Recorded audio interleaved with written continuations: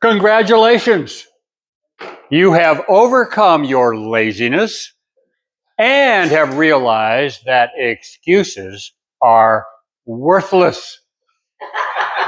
You have written your speech, but the work has just begun. You must edit. You must edit.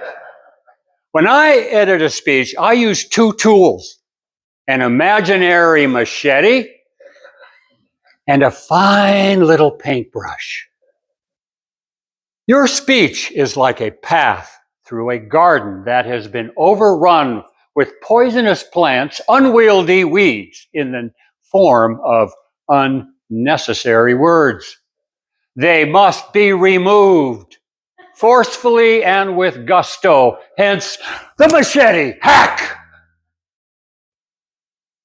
The process of editing starts when you realize that when you write a speech, you are telling yourself a story. And when you read your first draft, anything that is not the story must be removed from the garden. The next step, you must ask yourself a key and critical question. Can I say what I have said in fewer words? First, each paragraph. Can I say it in fewer words? The answer is always yes. Hack! Each sentence. Hack! And then you get down to individual words. There are some words that are like dandelions that creep into your garden. They must be removed. For example, adverbs, some adverbs. Stephen King, the great American author, says adverbs are the road to hell is paved with adverbs. As an example, in a speech, if you said, he was really sad, rather than use the adverb, use your voice, pitch, pace, and pause. He was sad, with a little gesture.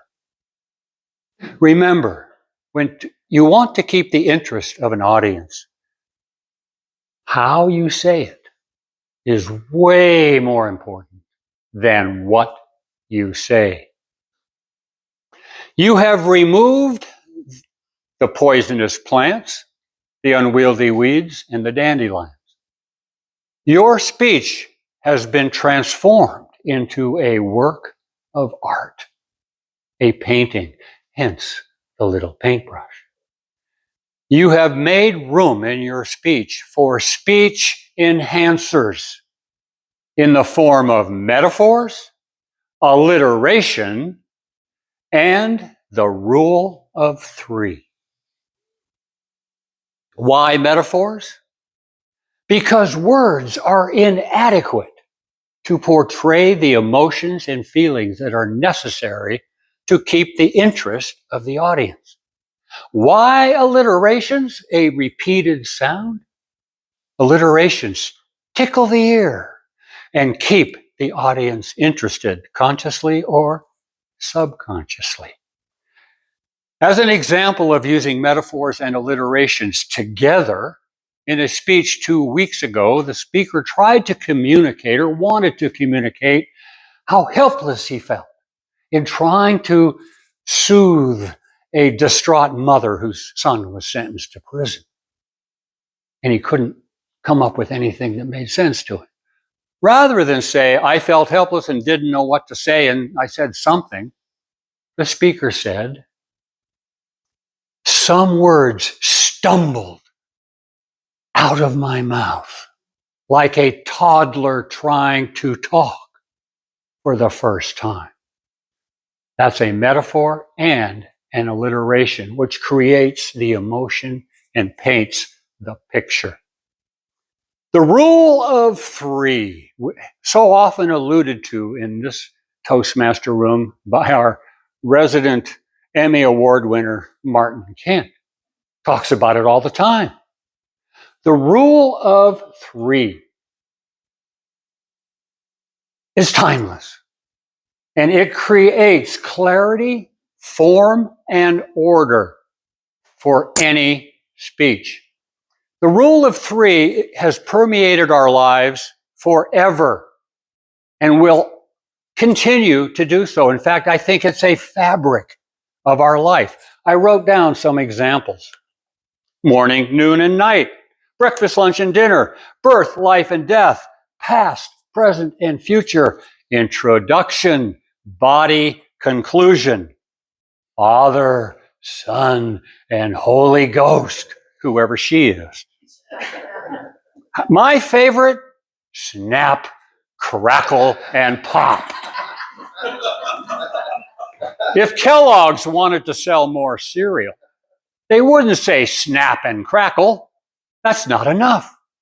And they wouldn't say snap, crackle, pop, and fizz. That's too much. 3 equals interesting, enjoyable, and memorable. The rule of 3 is more than a rhetorical device. It is also a key to structure in a speech, organizing principles in a speech. 2 is not enough for the audience to get it, and 4 is too much for the audience to remember. 3, interesting, enjoyable, and memorable. That being said, I think there's one rule that overrides all the other rules. And that rule is, there are no rules, only suggestions. I don't think there's anything in life like an absolute.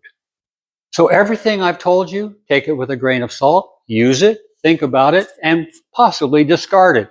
It may just be, and I kind of think it's true, that the only rules not meant to be broken are the rules of golf. Other than that,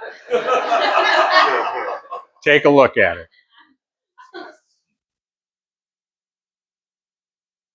You're done. Your written speech is brilliant on paper, but it is worthless if not effectively delivered. Tune in for the next Ed Tip, The Art of Delivery.